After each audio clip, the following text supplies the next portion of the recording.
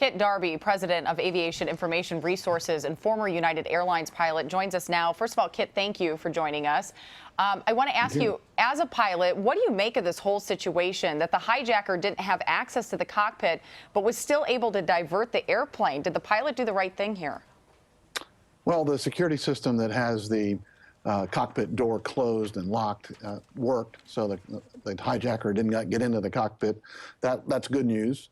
Of course, the pilots are left dealing with information over the interphone from flight attendants in the back about what's going on. Ever since 9/11, we've had this wrestling match between, we used to say, you know, cooperate and take the guy where he wants to go, nobody will be harmed. Today, we don't always know that to be true, so it's a very difficult analysis from the pilot's point of view. Is there a threat to the passengers? Is there a threat to the airplane? It's not just a verbal threat. He is wearing what appears to be a suicide vest. No one is trained really to evaluate how realistic that is, but certainly a scare.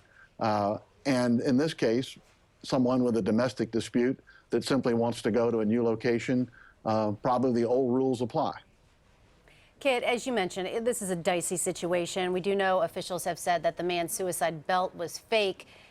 How alarming is it, though, that a man making a verbal threat with wearing a fake belt was able to hijack and divert the plane? Well, it's confusing, I guess, but clearly, to me, the right procedures were followed. I mean, it could be real, a threat to passengers in the airplane. The guy's instructions have to be followed. It's not just a verbal threat. He's wearing something that appears to be an explosive vest. One thing that came up right away when I heard this happen this morning was the fact that we should be a little concerned, it seems, with Egypt's aviation security. We've had this incident now, and then you had the bombing of a jet over the Sinai Peninsula back in October. Do you think we need to be concerned? Well, I think anyone that's traveling, living or working in that area is going to be concerned. I mean, there's a lot going on in this area. Many strong political and religious values under attack.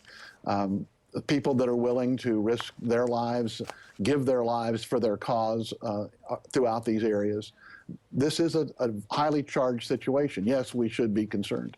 However, you know, the aviation does have in place a screening system that's designed to detect this.